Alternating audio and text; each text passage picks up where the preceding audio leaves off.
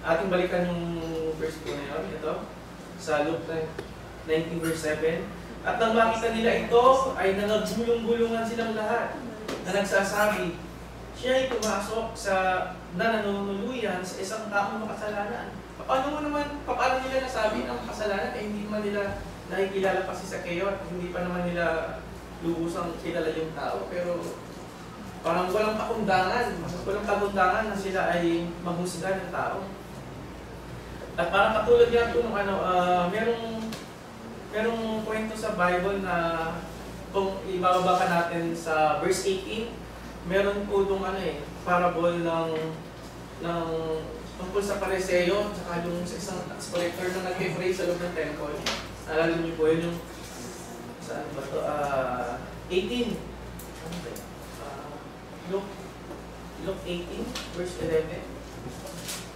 Kumbaga, nagdarasal siya sa Panginoong Diyos na talagang pinagtitilidan niya. Parang sinasabi niya sa kanyang sarili na ang tax collector na ito ay masamang tao.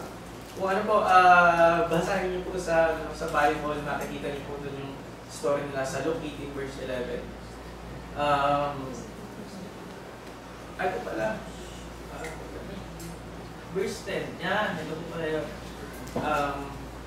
Sa Luke 18 verse 10, sinasabi po doon na may dalawang lalaking nagsipanhik sa templo upang magsipanalangin. Ang isa ay Pariseo at ang isa ay maniningil ng buwis. Sa verse 11 po, ang Pariseo ay nakatayo at nanalangin sa kanyang sarili ng ganito, Diyos, pinasasalamatan kita na hindi ako gaya ng ibang tao, na mga manlulupig, mga liko, mga mangangalunya, o hindi man lamang gaya ng maniningil buwis na ito. So, parang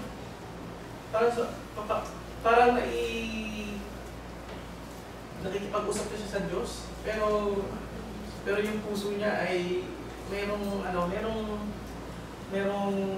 kumbaga damdamin na pangmusga, meron siyang hindi niya pakilala yung tao, parang sobra na siyang parang alam niya, parang siya yung lumitaas sa tao na ito. Sa verse 12, makalawa akong mag-aayuno sa isang linggo, nagbibigay ako ng ikapu at lahat ng kinakamtan. Sa 13 po, datapwat ang maniningil ng buwis ay nakatayo sa malayo, ay ayaw na itingin man lamang ang kanyang mga mata sa langit, kundi dinadabukan ang kanyang dibdib at sinasabi, Diyos, ikaw ay mahabag sa akin na isang makasalanan. Kumbaga, yung damdamin nitong tax collector na to, hindi niya ikinakailan siya yung kasalanan. Hindi niya itinatago sa Diyos na siya ay hindi niya ipinagmamalaki sa Diyos na siya ay mabuti. Hindi niya ipinagmamalaki sa Diyos na siya ay ganito, ganyan. Samantalang yung isang Pariseo, sinasabi pa na siya ay nagkaganyan, nagkaayuda. Diba? Samantalang itong isa ay pinapakita ang pagpapakumbaba. Yun po yung yun yung pinakamagandang lesson na makikita natin doon sa tax collector na ito. Sinabi ko sa inyo na naog at umuwi sa kanyang bahay ang tao ito na inaaring ganap kaysa sa isa, sapagkat ang bawat nagmamataas sa kanyang sarili ay mabababa. Natatapwat ang nagpapakababa sa kanyang sarili ay tataas. Ito pala yung sinasabi ng mga tao na kapag daw nagpapakataas ka, ipababa ka ng Diyos. Ngunit kung ikaw ay nagpapakababa, ikaw naman ang tataas ng Diyos.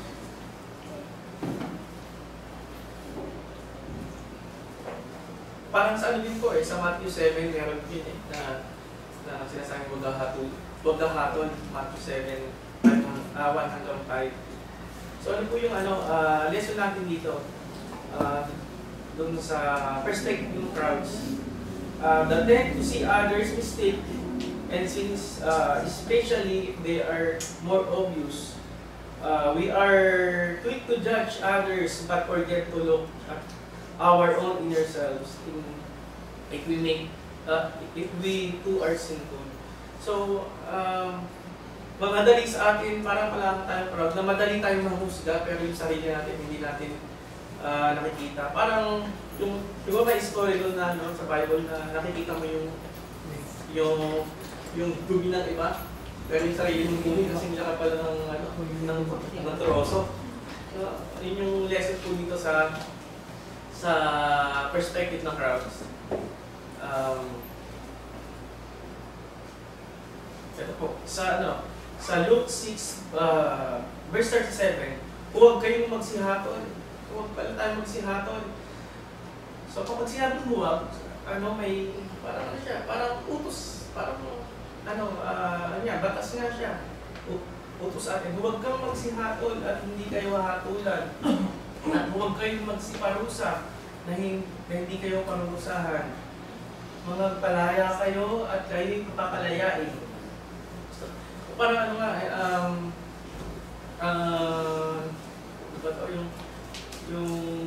parang wala tayong karapatan kasing maghabol ng ibang tao kasi ang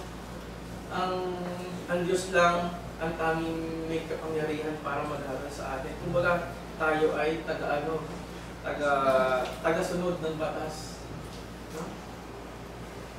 Sa James 4 chapter 4 verse 10, magpakabaka kayo sa Panginoon sa paningin ng Panginoon at kaniyang tataas kayo. At sa 11, huwag kayong magsalita laban sa isa't isa. Mga kapatid, ang salita laban sa kapatid o humatol sa kanyang kapatid ay magsalita laban sa kautusan at humahatol sa kautusan. Nagdadakwat kung ikaw ay humahatol sa kautusan, hindi ka tagatupad ng kautusan, kundi ko rin mo. So parang kapag tayo yung naghahatol, pinapakita ng banal na salita na kung tayo yung hatol, para tayo, hindi na tayo tagatupad, tayo na yung para tayo na yung batas, tayo na yung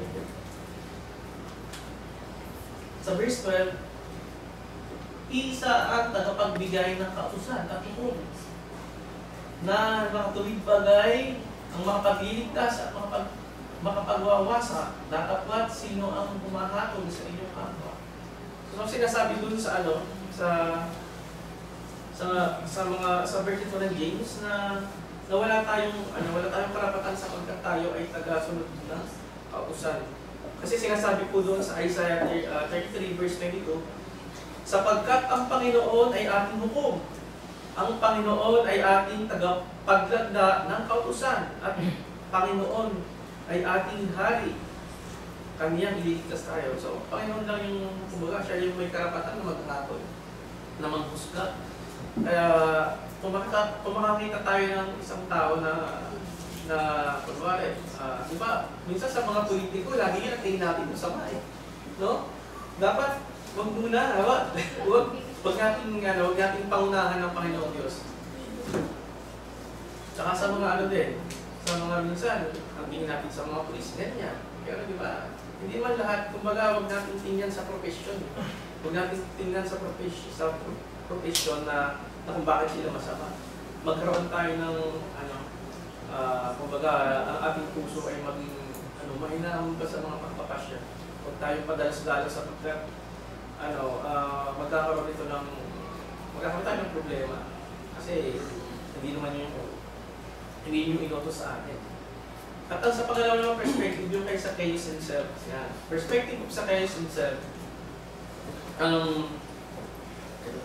Sa verse 19, chapter 19, verse 3, at ipinagpilitan niyang makita si Jesus kung sino kaya siya at hindi nangyari. Dahil sa maraming tao sapagkat siya ay pandak. So yung palang time na yun, si Zacchaeus, ang laki ng problema